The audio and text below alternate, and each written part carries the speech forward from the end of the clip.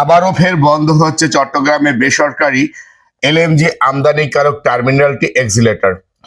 ইতিমধ্যে আমরা সারা বাংলাদেশে কিন্তু বিদ্যুৎ এবং গ্যাসের যে পরিমাণ ঘাটতি দেখা যাচ্ছে, সিএনজি এবং মিল কলকারখানা অনেকেই বন্ধ হয়ে গেছে।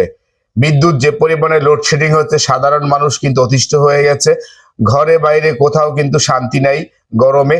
তারপরেও অনেক ছোট ছোট মিল ফ্যাক্টরি কিন্তু বন্ধ হয়ে গেছে, হাজার হাজার মানুষ বেকার হয়ে যাচ্ছে। এরপরেও যদি আবার এই বেসরকারি এক্সিলেটর এলএমজি আমদানিকারক যে টার্মিনালটি ছিল বন্ধ হয়ে যাচ্ছে, তাহলে আমরা সামনে আরো ভয়াবহ বিপর্যয় পড়তে যাচ্ছি।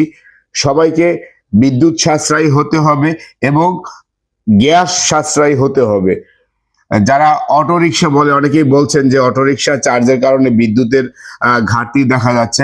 অটোরিকশা তো এর আগেও চলছে ভাই। অটোরিকশার থেকে হাজার হাজার বেকার মানুষ কিন্তু ইনকাম করে তাদের সংসার চালাচ্ছে।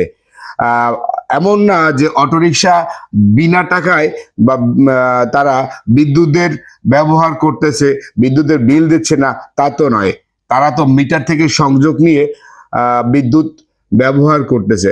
তারপরেও রূপপুর পারমাণবিক বিদ্যুৎ কেন্দ্র শুনলাম উদ্বোধন হয়েছে, এখান থেকে কি বিদ্যুৎ উৎপাদন করা হয় না? নানান সমস্যায় আমরা বাংলাদেশের মানুষ আসলে জর্জরিত হয়ে পড়েছি। সবাইকে এর সঠিক ব্যবহার করতে হবে বিদ্যুৎ এবং জ্বালানি গ্যাস ক্ষেত্রে।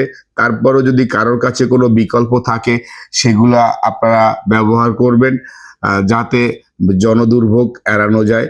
যেমন রান্নায় গ্যাসের উপর নির্ভর না করে আপনি কাঠ ব্যবহার করতে পারেন।